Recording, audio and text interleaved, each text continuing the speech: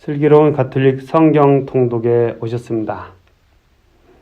자, 필리피서를 읽고 있고, 필리피서는 4장까지 있는데, 오늘 그 마지막 장을 읽을 차례입니다.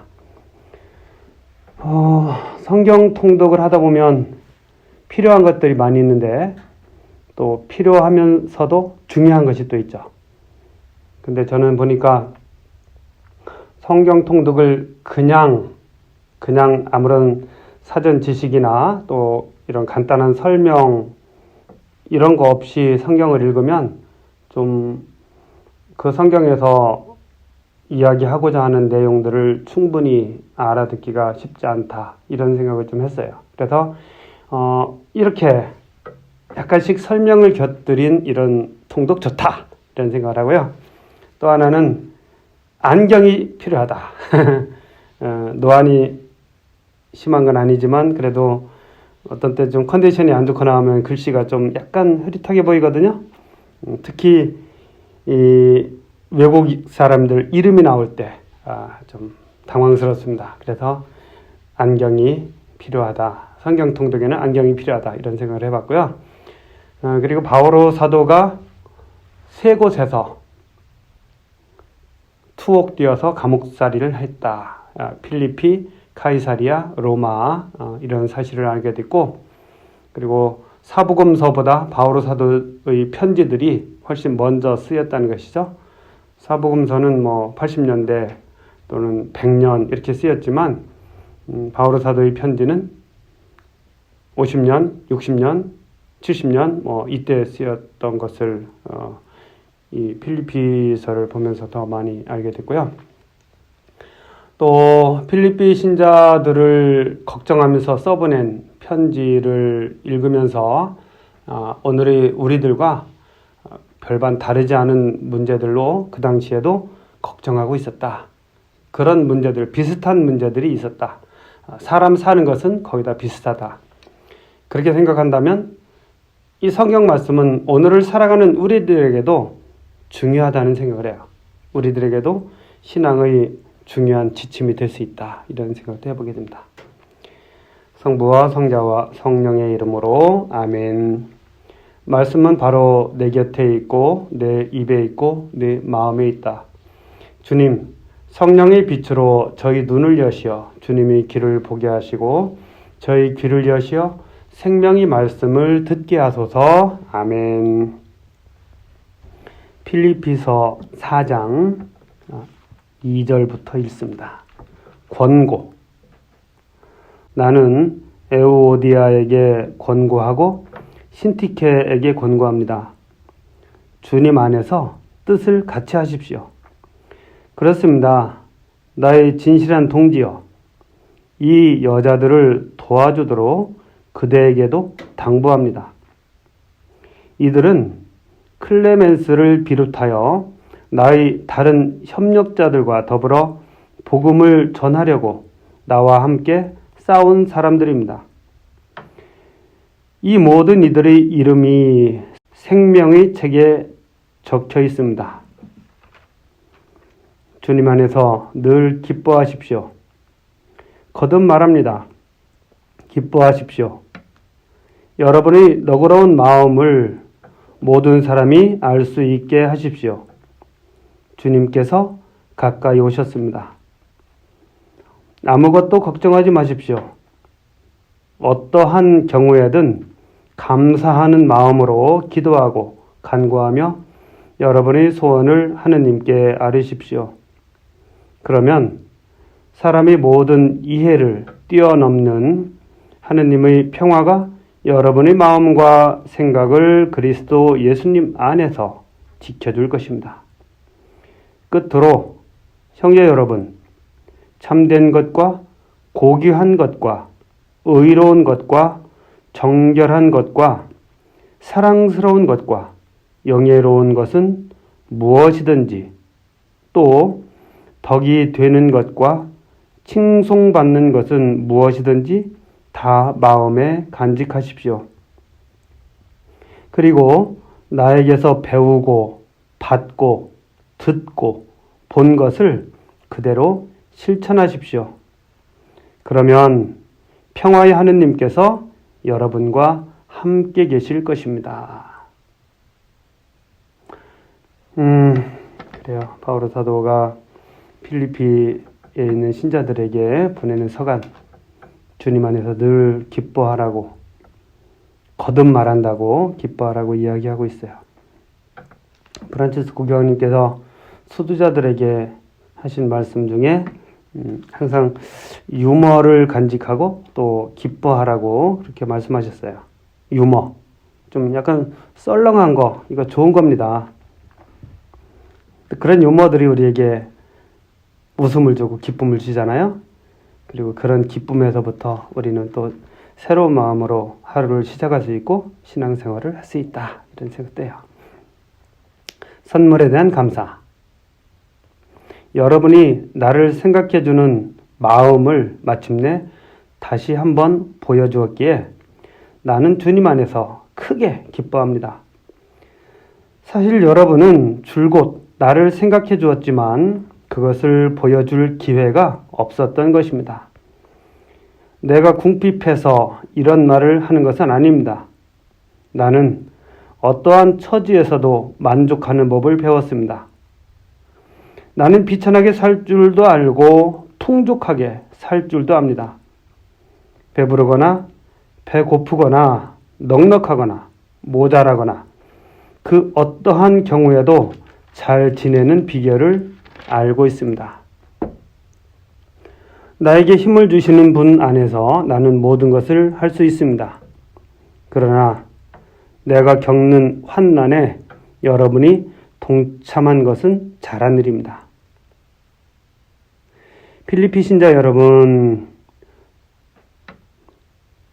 복음 선포를 시작할 무렵 내가 마케도니아를 떠날 때 여러분 외에는 나와 주고받는 관계에 있는 교회가 하나도 없었음을 여러분도 알고 있습니다. 내가 테살로니카에 있을 때에도 여러분은 두어 번 필요한 것을 보내주었습니다. 물론 내가 선물을 바라는 것은 아닙니다. 여러분에게 많은 이익이 돌아가기를 바랄 뿐입니다. 나는 모든 것을 다 받아 넉넉하게 되었습니다. 여러분이 에파프로디토스 편에 보낸 것을 받아 풍족합니다. 그것은 향기로운 예물이며 하느님 마음에 드는 훌륭한 제물입니다. 나의 하느님께서는 그리스도 예수님 안에서 영광스럽게 베푸시는 당신의 그 풍요로움으로 여러분에게 필요한 모든 것을 채워주실 것입니다. 우리의 하느님 아버지께 영원 무궁토록 영광이 있기를 빕니다. 아멘.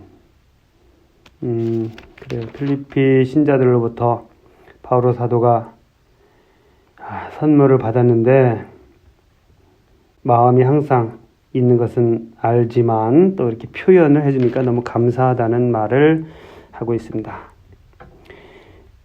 사제로 살다 보면은 신자들이 큰 도움이 되죠. 이래저래 도와주는 분들도 계실 수 있고 또 그런 분들에게는 바오로 사도의 말씀처럼 큰 힘이 된다, 감사하다, 기쁘다 이런 말씀을 드릴 수 있어요. 그렇습니다. 하여튼 여러분들의 관심과 사랑에 감사의 말씀 다시 한번 드립니다. 자, 끝 인사. 그리스도 예수님 안에서 사는 모든 성도에게 안부를 전해 주십시오. 나와 함께 있는 형제들이 여러분에게 인사합니다. 모든 성도가 특히 황제 집안 사람들이 여러분에게 인사합니다. 주 예수 그리스도의 은총이 여러분의 영과 함께 하기를 빕니다. 여기서 이제 바오로 사도는 성도라는 표현을 썼죠. 물론 이렇게 번역을 했지만 우리 신자들에게는 교우라고 했었고 교우 그러니까 신앙 안에서 좋은 친구 같은 그런 느낌이 드는 교우라는 말도 썼었고 신자, 신도 여러 표현들을 쓰죠. 어쨌든 바오로 사도에 의하면 우리 신자들은 한 가족이다. 그래서 일치해야 된다. 어떻게 불리건 간에 한솥밥을 먹는 한 가족이라는 거, 한 식구라는 거, 그것을 항상 생각하면 좋겠습니다. 이리하여 필리피 신자들에게 보내는 서간을 마무리하도록 하겠습니다. 감사합니다. 성부와 성자와 성령의 이름으로 아멘. 말씀은 내 발의 등불이요 나의 길에 비추옵니다. 주님, 저희가 성경을 생명의 말씀으로 믿고 기도하며 살고 선포하게 하시어 언제나 성령 안에서 평화와 기쁨을 누리게 하소서. 아멘. 성부와 성자와 성령의 이름으로 아멘.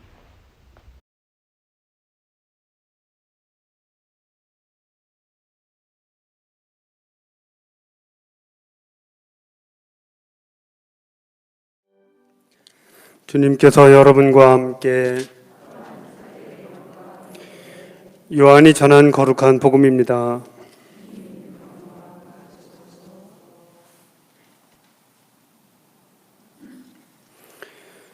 그때 예수님의 제자들 가운데 많은 사람이 말하였다. 이 말씀은 듣기가 너무 거북하다. 누가 듣고 있을 수 있겠는가? 예수님께서는 제자들이 당신의 말씀을 두고 투덜거리는 것을 속으로 아시고 그들에게 이르셨다. 이 말이 너희 귀에 거슬리느냐? 사람의 아들이 전에 있던 곳으로 올라가는 것을 보게 되면 어떻게 하겠느냐? 영은 생명을 준다. 그러나 육은 아무 쓸모가 없다. 내가 너희에게 한 말은 영이며 생명이다. 그러나 너희 가운데에는 믿지 않는 자들이 있다. 사실 예수님께서는 믿지 않는 자들이 누구이며 또 당신을 팔아넘길 자가 누구인지 처음부터 알고 계셨던 것이다. 이어서 또 말씀하셨다. 그렇기 때문에 아버지께서 허락하지 않으시면 아무도 나에게 올 수 없다고 너희에게 말한 것이다. 이 일이 일어난 뒤로 제자들 가운데에서 많은 사람이 되돌아가고 더 이상 예수님과 함께 다니지 않았다. 그래서 예수님께서는 12 제자에게 너희도 떠나고 싶으냐 하고 물으셨다. 그러자 시몬 베드로가 예수님께 대답하였다. 주님, 저희가 누구에게 가겠습니까? 주님께는 영원한 생명의 말씀이 있습니다. 스승님께서 하느님의 거룩하신 분이라고 저희는 믿어왔고 또 그렇게 알고 있습니다. 주님의 말씀입니다.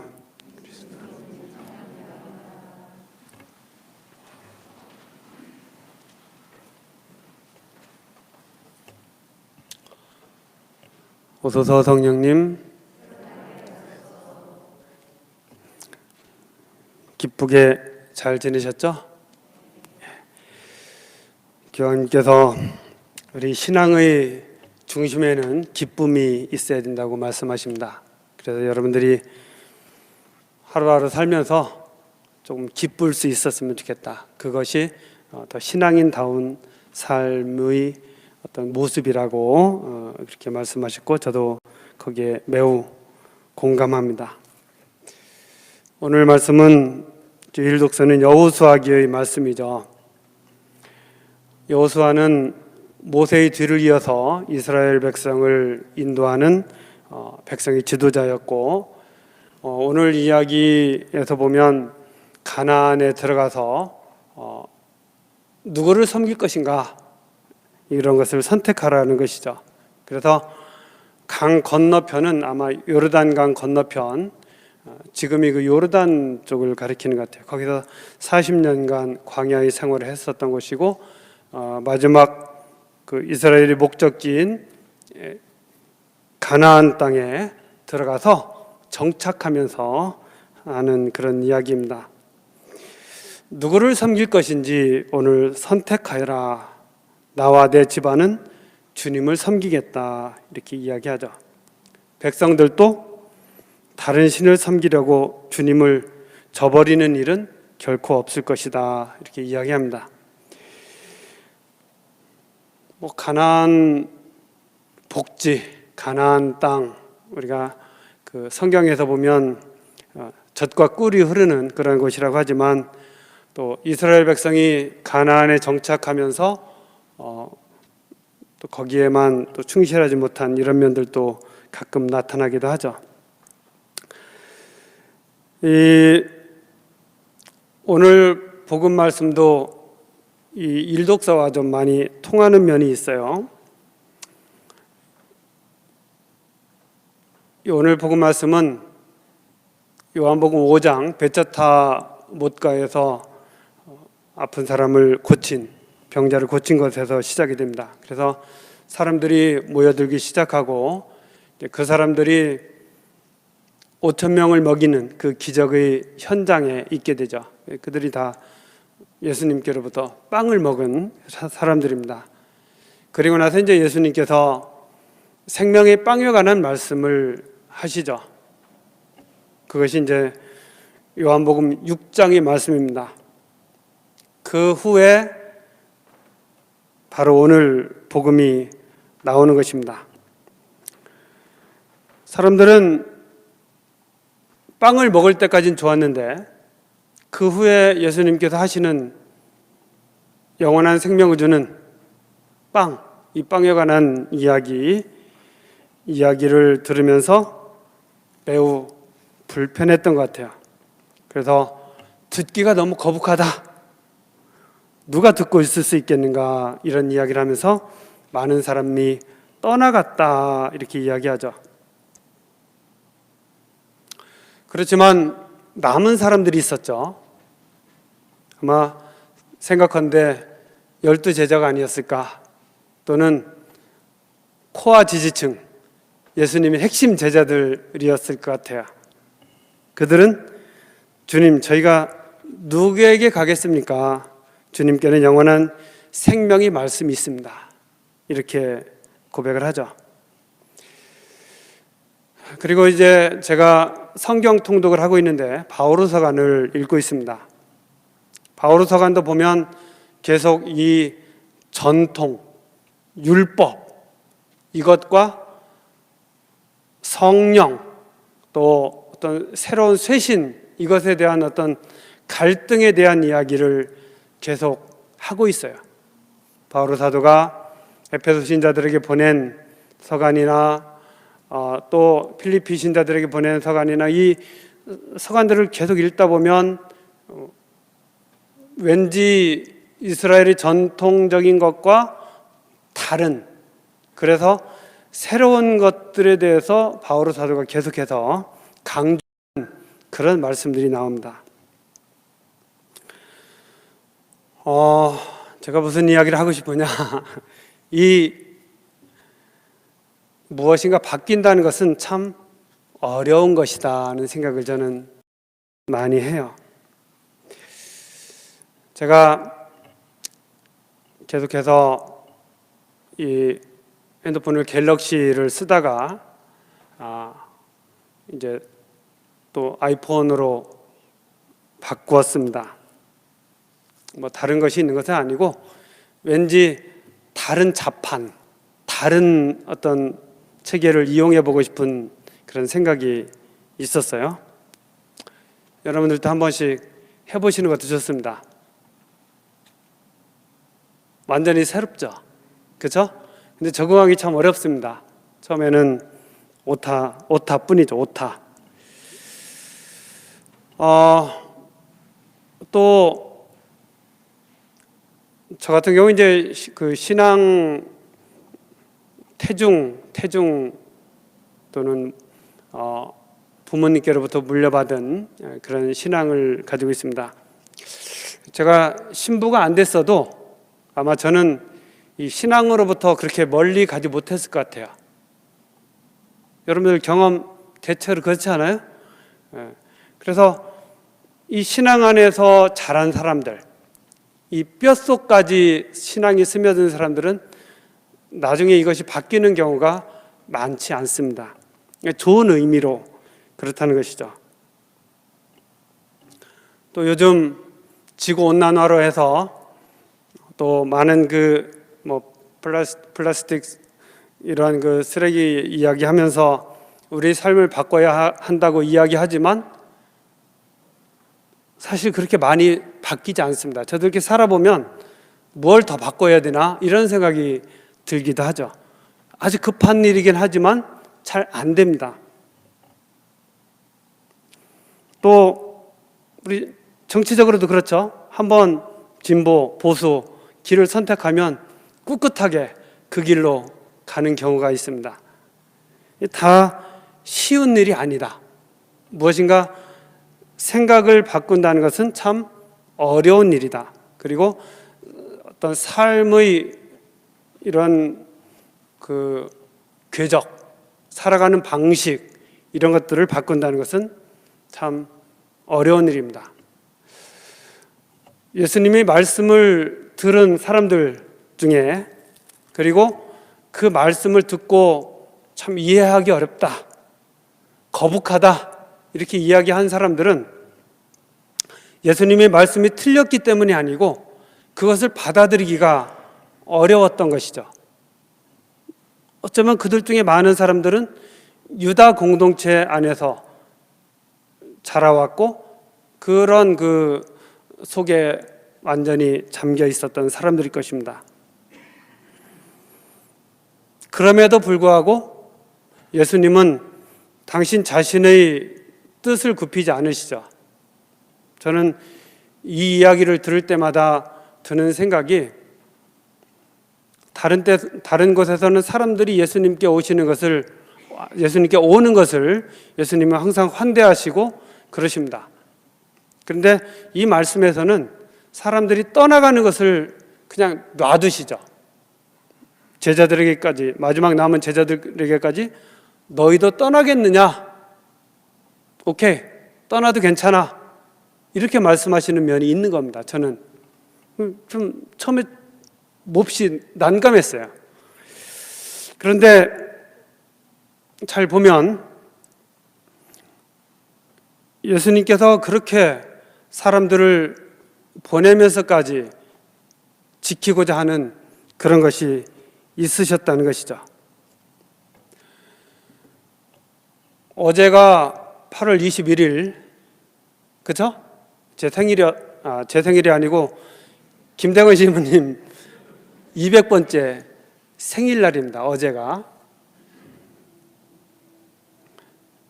김대건 신부님 왠지 좀 우리에게 아주 친근하기도 하지만 또 200번째 생일이라니까 좀 약간 좀 오래된 것 같은 이런 느낌도 들죠.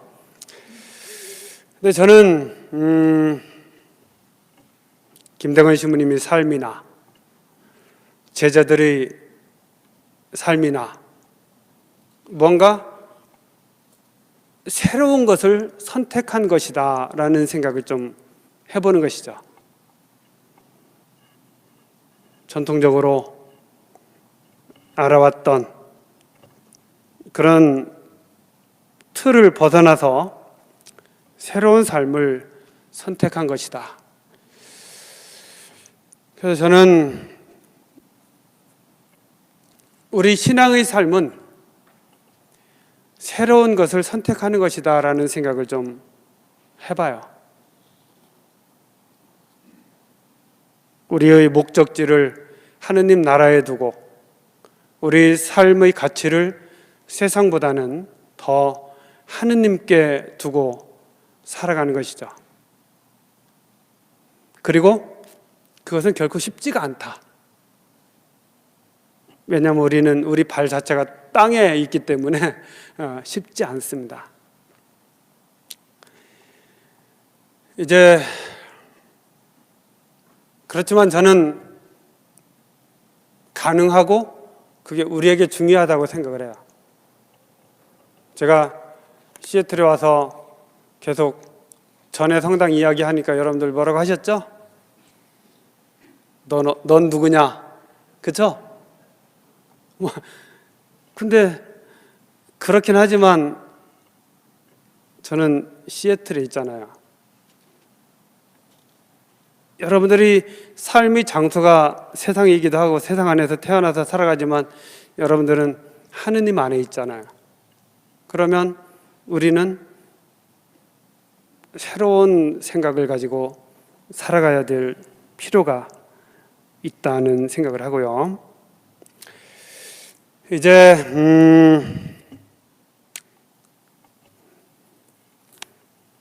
우리는 코로나 시대를 살아가고 있습니다. 아마 제가 떠날 때까지 여기로부터 자유로울까? 약간 아직은 잘 모르겠어요.